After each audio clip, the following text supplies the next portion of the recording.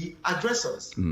And this is a big conversation we will have over and over again about how to end the violence happening now, which is paramount. Whether they're Christians or Muslims or anyone who's been killed, every life is important, unfortunately, and people have been killed.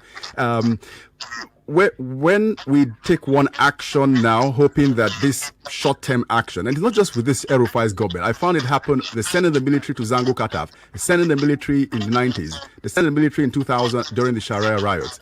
They sort of forget about the future. I remember the 2014 confab.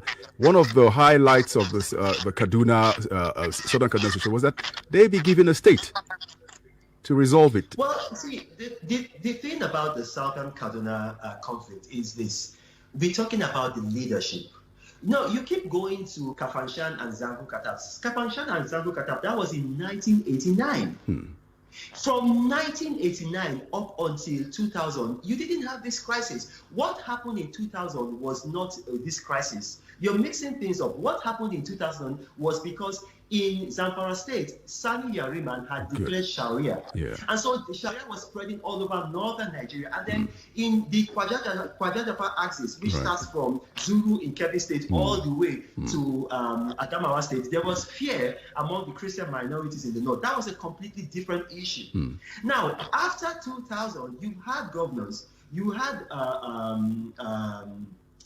a Christian governor, if you recall, right? And then you had Ramalan Yero. So you've had three governors. Markafi. Yeah, and then you did not have this crisis. This crisis is a different crisis. This crisis is Fulani headsmen killing Southern Kaduna Christians because they feel that they are in power. They feel that the governor supports them. So Reno, sorry to interrupt, Reno, but it's a convoluted issue. So when I speak even to Southern Kaduna leaders, people like Elafia Obadia, who was a former presidential candidate, they point out a number of issues which have been brought into this. They bring up the issue also of the things that happened in the past where the white paper report on these things were never implemented.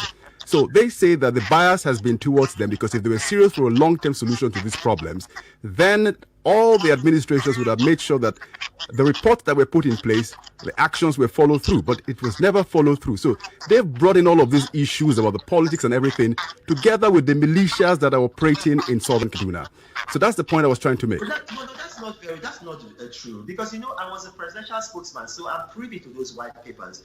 One of the things that the white paper said is that so that this crisis will not occur, there should be balance in Kaduna State. And when they're talking about balance, they say like the governor should be either a Christian or a Muslim, and then the deputy governor must be from the other side. Now, we had that in 1999 to 2007 when you had the former governor there. You also had that from 2007 to 2015 when you had a Christian governor, and then you also had Ramalan Yero. Now, this is the first time in the history of Kaduna as a civilian government where you have Nasir El-Rufai as a Fulani Muslim and then the deputy governor as a Muslim.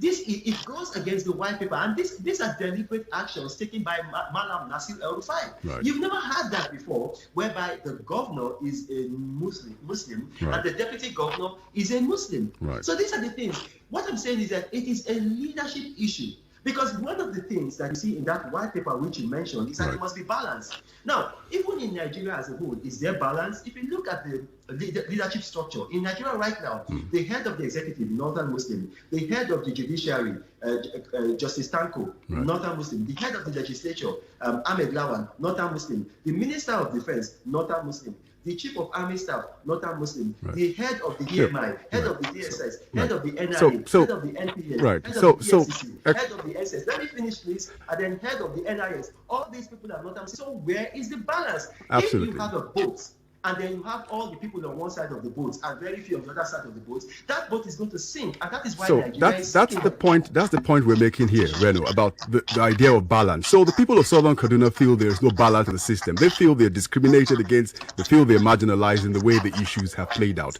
But the point is still going to fall back on the politicians, which you've mentioned, like Nasir El-Rufai, in the sending of mixed messages.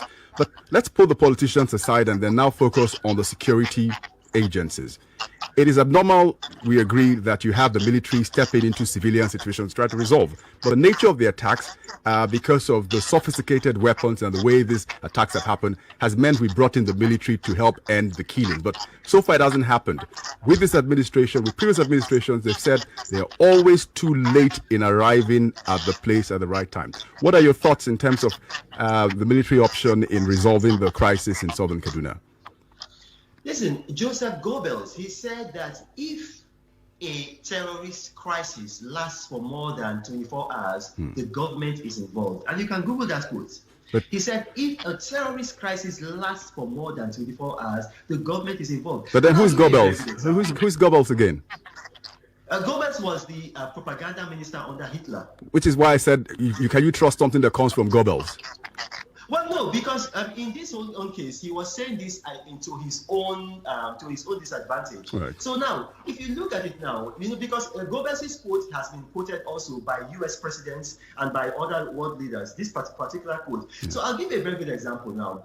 The Southern Kaduna people, obviously, they have no arms. Now, you say you have the military in there.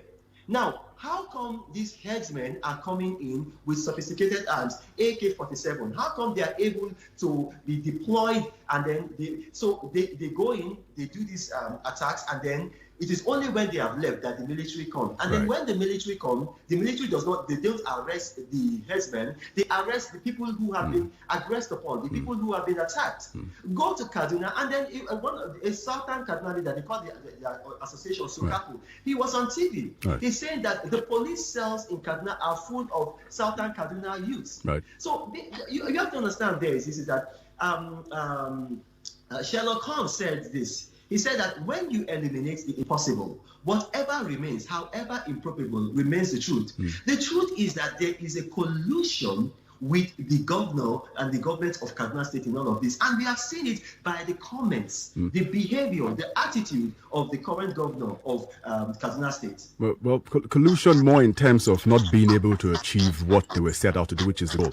Let me say something here. The military commander, the JTF, which was sent in there, said, look, we got in there. Intelligence was flawed. It wasn't exactly what we saw when we arrived. This is what we saw. They saw, I don't know why people keep calling them headsmen. They found evidence of militia gangs. And these militia gangs have traversed different ethnic groups. Some are from the Fulani side, and they have a number of them also on the other side, which is also adding to the confusion we're seeing here. You are libeling these people, and I'm here to speak for the truth. You are libeling these people. There are no militia on the other side because there is a curfew, and the military went house to house, seizing even machetes. I'm not talking about guns. These people have no guns.